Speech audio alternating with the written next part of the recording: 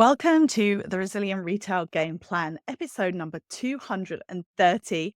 What's ahead for 2025? Hi, I'm your host, Catherine Erdley. I'm also the founder of the Resilient Retail Club. You can find out more about my services and offers by going to resilientretailclub.com. And today, what I wanted to talk you through is what is coming up, what retail trends that we're going to see in 2025. So I know it is the 26th of December, so we've just got through Christmas. If you have been busy all the way up to Christmas, you may be just about recovering your sanity, pulling yourself together. But I wanted to use this opportunity to have a think about what lies ahead. Welcome to the Resilient Retail Game Plan, a podcast for anyone wanting to start, grow, or scale a profitable creative product business with me, Catherine Erdley. The Resilient Retail Game Plan is a podcast dedicated to one thing: breaking down the concepts and tools that I've gathered from 20 years in the retail industry and showing you how you can use them in your business. This is the real nuts and bolts of running a successful product business, broken down in an easy, accessible way. This is not a podcast about learning how to make your business look good. It's the tools and techniques that will make you and your business feel good. Confidently plan, launch, and manage your products, and feel in control of your sales numbers and cash flow to help you build a resilient retail business.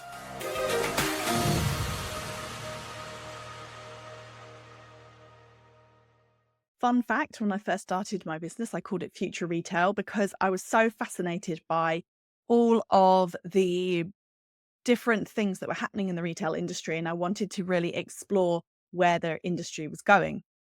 Over time, my focus in the business shifted and I started working with the small and independent retailers and brands, which has been my love for the last 7 years. But I also have a very soft spot for all things to do with retail trends. And it is absolutely fabulous to be able to contribute to Forbes.com and be able to really get my hands on loads of great research, talk to lots of amazing experts, and be a part of the conversation about what happens next in the retail industry. So I'm super excited to bring you today's episode. If you're interested in reading more about retail trends, do Google Catherine Erdley Forbes and you will see my contributor page pop up and you'll be able to take a look. But I wanted to talk you through 4 key trends that I see ahead for 2025, and more importantly, what they mean for your business.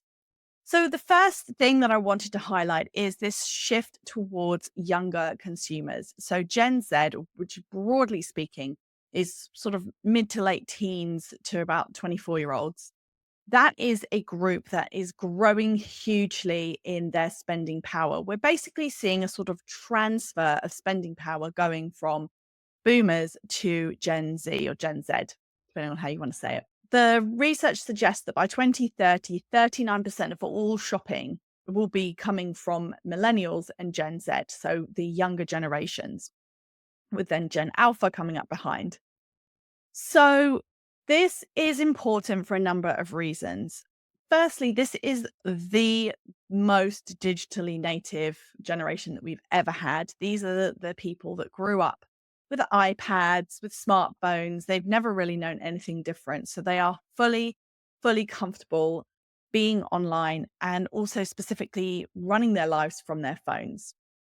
So the kind of key things to think about when it comes to this transfer of purchasing power, if you like, is that the Gen Z customer is really all about ease and convenience, and it's really mobile first. So mobile commerce, people purchasing from their phones, that's been rising year on year. Every year it increases, it becomes more important. And we're also seeing the continued rise of social commerce. So social commerce, mobile commerce, any purchasing that happens on a mobile phone. Social commerce is part of that. So that is purchases happening through social apps. So inside Instagram, TikTok. And we're seeing growth in all of those elements. So the website that we have all spent many hours agonizing over, the desktop version, is definitely going to start taking a back seat as customers just become more and more comfortable with their mobile phones and sort of the opposite of the kind of like the mirror of that, which is that the customers that are naturally already really comfortable with their phones and running life from their phones, their spending power is going to increase. So it's definitely something to consider. And also, where I think the opportunity comes is obviously for a lot of people, those of us who've been on Instagram since the heady days of the sort of 2010s when you could get really great organic reach on Instagram, it can feel very demoralizing being on that platform when it's a different game. You're just seeing a completely different way of operating. However, what I would say is that what we're seeing with this growth of people who are really comfortable shopping on their phones, they are using them for everything. They're using them to check out, but they're also using it for research, and they're also using it for that social proof. So they want to see other people using your products. They want to see the business themselves showing how the product could be used. And so they are really using it for research as well as for final purchase. So everything is happening in the apps. And I think that that is an opportunity for us as small business owners to really start thinking a bit differently about social media in terms of it's about nurturing and it's about building communities and connections and also accepting that it's going to be predominantly a consideration tool. So if somebody sees an ad, for example, of yours, they're going to go to your social media profile and they're going to use that to understand more about what you do and to move their purchasing decision along. So don't neglect that through feeling despondent, for example. You need to think about, therefore, your social media as where you can show your proof, your social proof, your user generated content and all of that kind of thing to really connect with this customer. Not to mention, just got to make it smooth and seamless. So people may want to buy in through social apps. They may want to buy on your website, but on their phone. So making sure that everything is mobile optimized is really important as well. People, younger generations, are also doing a lot of research across channels. So even if they are going into store, they will have done their research online first. And we'll touch on that a little bit more later as another big trend. And therefore, you've got to make sure your pricing is consistent, that basically everything works really smoothly. They want it to be easy and convenient. Those are key things for this generation, ease and convenience. The other areas I think that are potentially an opportunity are things like the fact that they're much more comfortable with things like AI, with chatbots. And so in terms of, again, AI, a big theme, which we'll talk about a bit more later, but in terms of how you can leverage this, then the younger consumer is not being put off by having technology doing some of the lifting when it comes to answering queries, for example.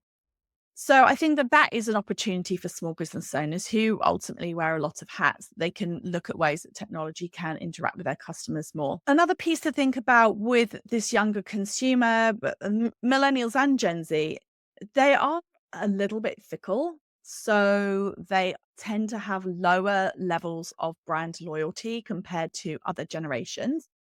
That is potentially also an opportunity because it means that they're not getting wedded into a big brand and not really wanting to try or have a look at anything else. So there's opportunities there to gain new customers. When it comes to keeping them, that is trickier, but that's where things like personalized messaging, especially through emails, is going to become even more important than it already is. And also thinking about how you can make it personal at scale, which again, that comes through a lot of AI, but also this idea of community. So this is something that I think will also become much more of a buzzword over the next couple of years in retail. And I think big retailers are going to start to cotton on to the fact that having a community is a way of kind of counteracting this increased fickleness or this decreased brand loyalty. And that is that people maybe won't be seeing so much loyalty to brands, but they might see more of like a connection to other people, either the person in the business, which again is great news for small business owners because it's very easy for you to put yourself front and center because that is who is running the business. But equally the people who are around this business and sharing the same ethics and values. And I was talking in my mastermind group, we have our weekly group calls, and we were talking about Lucy and Yak, for example, as a perfect illustration of this way of creating community that people, they buy the brand because they love the product, but they also are bought into the brand values and then the interactions that they're getting within that community as well. So I think that as the money shifts towards younger consumers, it's less about thinking about brand loyalty and more about thinking about the community. And if your customers feel like they're part of something, they're much more likely to come back and remain more brand loyal, even if they maybe aren't thinking about it so much in brand loyalty terms. They're more thinking about they feel comfortable because they're part of a community. So that was the first trend, the shift to the younger consumer and what that means effectively in the way that they shop, how they shop, and what they want to see from businesses.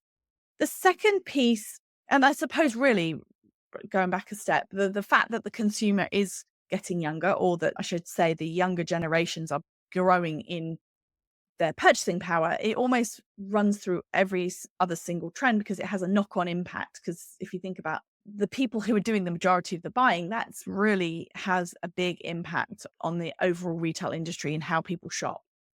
So the second piece then, the second big trend is considered purchasing. So considered purchasing, pretty much every year that I do these trend recaps, and I've been doing them since 2020. So this is my fifth one. They are often about, I often bring up sustainability, if I'm honest. It almost always comes up. And the big thing is that it changes and it shifts year on year. So sustainability used to be back in the day about do you have recycled packaging? Then there's the whole big push towards zero plastic.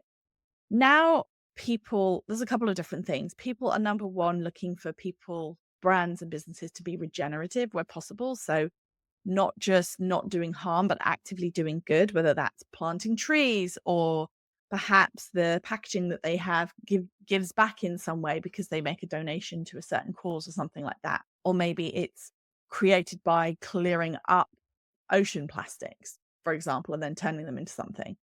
So people are almost expecting now to see regenerative as opposed to just sustainable. And when I say people, I mean, there's always going to be, there's a whole continuum. There's the customers that aren't that bothered, but then the number of customers that are concerned grows year on year. So more and more of the customer base is thinking about sustainability.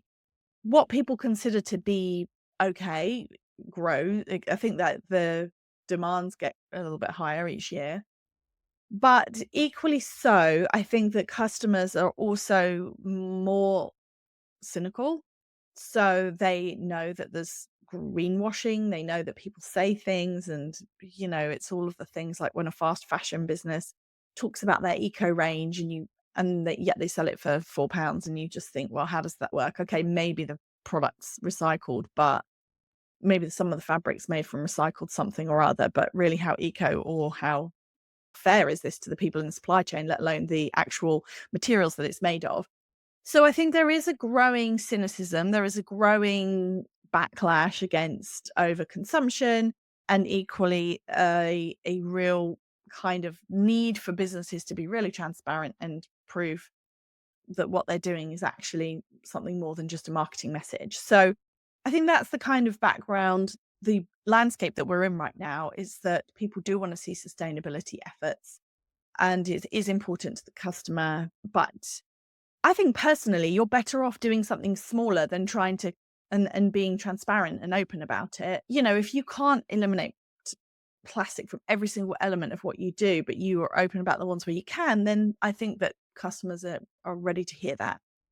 I also think reason I called it considered purchasing and not just sustainability is that I think it kind of goes a little bit beyond sustainability. I think it's more of a general feeling that people's disposable income, I think it's better than it's been. I think that inflation has definitely eased. There aren't quite so many worries as there were before about things like the cost of fuel, or interest rates aren't as dominant of a fear in the consumer's mind, although obviously many people are still being impacted by these things. So I think that the consumer overall is a bit more confident than they have been over the last couple of years. However, I do think they are thinking carefully about what they're purchasing. And I think that that's a combination of things like wanting to avoid overconsumption, this whole idea of we've hit peak stuff. Most people are thinking about decluttering and reducing the amount of things that they have instead of adding to them. So it just means that when they are buying, that they really need to have a reason, that they want to know about the product, they're thinking about it, which I think is a positive thing, to be honest. And I think one that small business owners are well placed to tap into, because you can tell the story. And I think storytelling about your products is going to be increasingly important as we move into 2025 as well. And really explaining the value behind them and what makes them so special and all the things that make them special, but are you telling the customers that? So I think that we are seeing continued support for small businesses. So some research that I saw recently said that 21% of people were actively aiming to increase what they bought from small businesses this year. And people are looking to support small. They know that supporting small and local and independent is a positive thing to do. And so I think that as small business owners, we have to tap into that, and we have to tell the stories about our products and explain what makes them so great, and allow that customer that is being considered with their purchasing to feel really, really good about buying from us. Okay, so point number 3 is about hybrid retail. So I love this trend because I think that for a long time, people really thought about physical retail and e-commerce as two different things, and they're so, so intertwined. Also, going back to my previous point, I do think we are going to see people's decision-making processes extending a little bit as well. So where people might have just said, yep, okay, and bought something, they are thinking about it. So everything that you create from your business contents perspective it's useful to really think about the fact that people are taking long to make decisions. So don't be afraid to be putting out lots of different content for them to consume to help them move along that decision-making process. But hybrid retail, going back to hybrid retail. So this is the combination of, there's a terrible word which people use called phygital, which I'm not a fan of, physical and digital combined. So I'm not going to say that word. Hybrid retail. So it's really about understanding more about the movement between people shopping online and offline. And there is definite evidence that we're seeing more of this happening. So research by Shopify suggested that 61% of people were looking at products online before buying in stores.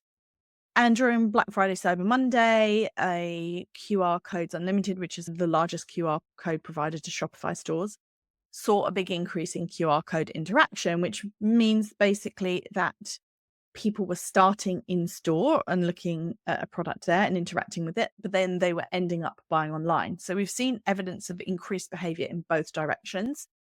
We've also got the continued development of technology such as Near Street, which is a company that I've been following for years. And what they do, which I think is super exciting, is that they make physical inventory searchable. So for example, if you want to search for, I need AA batteries, you can search AA batteries near me and it will pop up with the shops that stock them. So it's, instead of ordering something from Amazon to come the next day or adding something to your online grocery shopping, you can just see, oh, actually, if I walk for 5 minutes in that direction, I'll get some AA batteries, for example. So I think that's really interesting. And I think, again, a big opportunity for small businesses, because I think that it's about understanding how the customer shops and allowing them to shop. If they want to research before they come in store, let them do that. Make sure you're set up for that. If they want to interact with your products in store, but then buy online, then that's okay too. And I think that the more we can facilitate that, then we are actually encouraging really great, solid customers who will buy from us in a longer term. Because a lot of research shows that if somebody buys from you on more than one channel or even interacts with your business on more than one channel, then you are going to, generally speaking, keep that customer for longer. They're going to be a better customer, a repeat customer. They tend to spend more, return less, and tell people about your brand more. So in other words, they are the best kind of customer that you can have. So I think that it's an exciting opportunity to really think about how you ping people from one to the other. If you're a physical store with a website, for example, are you getting people to move from one channel to the other? And how are you doing that? How are you encouraging that? Can you use things like QR codes? Can you make sure that you're highlighting the URL? Can you send people emails and encourage them to come into store. All of those things that can be really, really helpful to get people to actually move in between. And if you think about the idea of moving them in between, it's almost like a goal for you to have. What can you do to encourage that? And also makes things more convenient for them. Can you offer click and collect? Can you offer something that if you want to buy something in store and reserve it, you could offer them free delivery later or something like that if it's local? So just thinking about all of the different ways that you could get them to interact with your store in different channels. And I think what is interesting as well is for e-commerce brands is thinking about the role of physical retail or in-person retail, whether or not it's a pop-up, whether or not it's an event, and thinking about how that works for you. But equally so, if you're somebody who doesn't have a physical store, but you do events, like how are you moving people between your channels there? Are you encouraging your mailing list and your social media to come and see you at the event? And when you're at the event, are you capturing people's emails addresses? Which is one of those things that I really strongly encourage you to do, that if you're seeing people in person, try very hard to connect with them and make sure that you can keep talking to them afterwards. Because again, if they buy from you in person and then they buy from you online, then they're much more likely to become a really great regular repeat customer. And then the fourth trend we have is AI. So generative AI is absolutely everywhere. It's amazing to me to see how quickly this has grown, because really just this time last year, we were talking about it for the first time. It didn't even make it onto my trends report for 2023. And it kind of exploded onto the scene in 2023. ChatGPT was one of the fastest launching websites in terms of traffic growth ever. And we have seen generative AI. So specifically, generative AI is AI that can create things. So AI has been around for years. I did a talk on AI back in like 2018. So artificial intelligence and big data, machine learning, that's been behind a lot of elements of the retail industry for absolutely years. So things like powering your Amazon recommendations and stuff like that. But I think what's really just spun it into another level has been the fact that it can generate text. And I think that we're going to see it reshape the retail industry in ways that some are predictable. Some I think we won't be able to predict until we get a bit further down. But we're going to see that really impact the industry in 2025. Now, I personally think that generative AI is a huge opportunity for small businesses, because I was having this conversation with someone the other day about the fact that obviously there's a big concern over it impacting jobs. But in a small retail business, where I see it having value is it's not taking anyone's job if you never had anyone to do that job in the first place, for example. Because basically, as a founder, you often end up wearing so many different hats. So you may have well been the person writing the product descriptions, as well as the emails, as well as planning out the marketing. And now you can get support with that. You don't ever really have to be stuck for ideas again. This is something that I'm really keen to incorporate inside the Resilient Retail Club in 2025, is specifically tailored AI bots for independent retailers to help with ideas about sales growth. Basically, that's what I'm working on. And I think that there's so many opportunities to basically make yourself more efficient, improve your efficiency in a way that it's not about taking away jobs from other people, but maybe about you getting to bed before 2 a.m. when it's busy. So for me, that is a big win and a really big opportunity. And I think that if you haven't thought about using AI, or if you've not dabbled with it, then definitely take a look.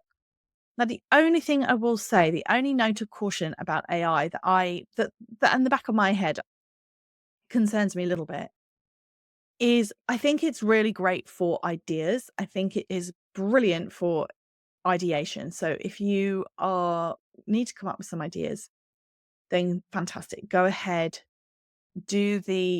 come up with the ideas using AI. I do think that there is possibility, or a very high probability, that the world is going to become flooded with mediocre AI messaging, because you can say, get it to write this campaign for me. And if you don't give it more detail, it's just going to generate a load of very, very generic stuff. And then if everyone's doing that, then basically what we're doing is just creating a lot more noise. And yes, it's good to be consistent, but if what you're being consistent with is pretty mediocre, then I think that's not necessarily helpful. So for me, it's going to be about operational efficiency and ideas. So helping you generate ideas, but I think the magic will still come when you're able to put your own particular spin on it, as opposed to getting something too generic from the AI. Now, you can put a lot of input into it and you get better and better results the more you put in.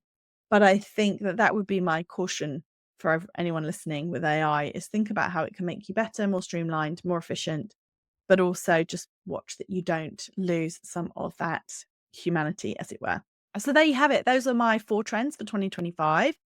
The shift to younger generations, Gen Z, considered purchasing, hybrid retail, and generative AI. I'd love to hear what you thought and what you think will be the big trends for 2025 coming up. Otherwise, I hope you are having a good break.